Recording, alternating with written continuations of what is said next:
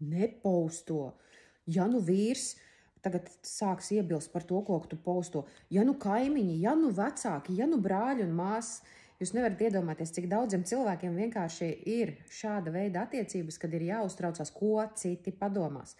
Nu, tu klausies, tev varbūt tas liekas smieklīgi, bet ja tu mainītu savu nodarbošanos vai sāktu darīt to, ko tava sirds patiešām kāro, un sāktu postot un stāstīt katru dienu par to, kas ir svarīgs, kas ir brīnišķīgs, kas ir tas, kas mainās, tās visas izmaiņas, tās visas pieredzes un tos piedzīvojumus, ja tu to sāktu likt atklāti sociālajos tīklos.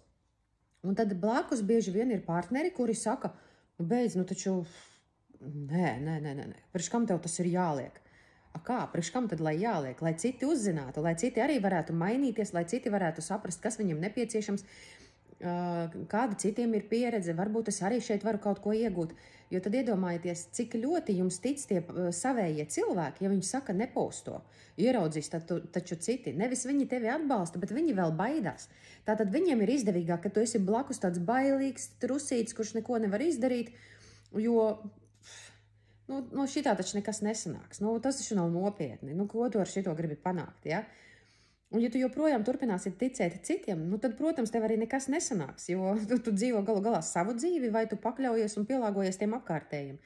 Tāpēc, tiekot vaļā no šādām sajūtām, lai tu vienkārši varētu postot un darīt to, kas mūsdienās ir vienkārši parasta lieta, parādīt to, kas tev patīk, veidot pašam savu to telpu, savu pasaules redzējumu, atstāt to sociālos tīklos, darīt to no sirds, nevis atkal pielāgojoties kaut kam, tad zemapziņā tu vari atrast ļoti daudzus šos blokus un galvenais, ka tik no tiem vaļā, tāpēc, ka mēs paši viņus nevaram apiet. Mēs vienkārši turpinām ar savu kritisko prātu sev stāstīt, kāpēc tas būtu izdevīgi, kāpēc tā vajadzētu atstāt, kāpēc jāpakļaujās ģimenes spiedienam, kāpēc jādara tā, kā visi saka.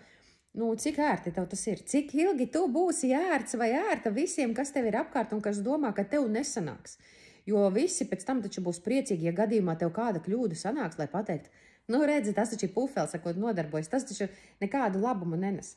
Un tā tu paliksi visu dzīvi, neko tā arī nebūsi izdarījis, nekādas savas kļūdas nebūsi pieļāvis.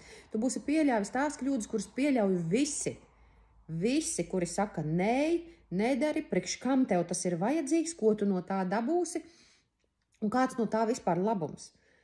Un ja tev ir šis labums, kad tu vari dzīvot labāk, tu vari dzīvot mierīgāk, tevi neietekmē citu viedoklis, tu vari darīt to, kas tev patīk, tas ir jau ļoti, ļoti daudz. Tāpēc var pieteikties konsultācijām bezmaksas linkā un tiekamies un skatīsimies, kur tu vēlies savā dzīvē nokļūt.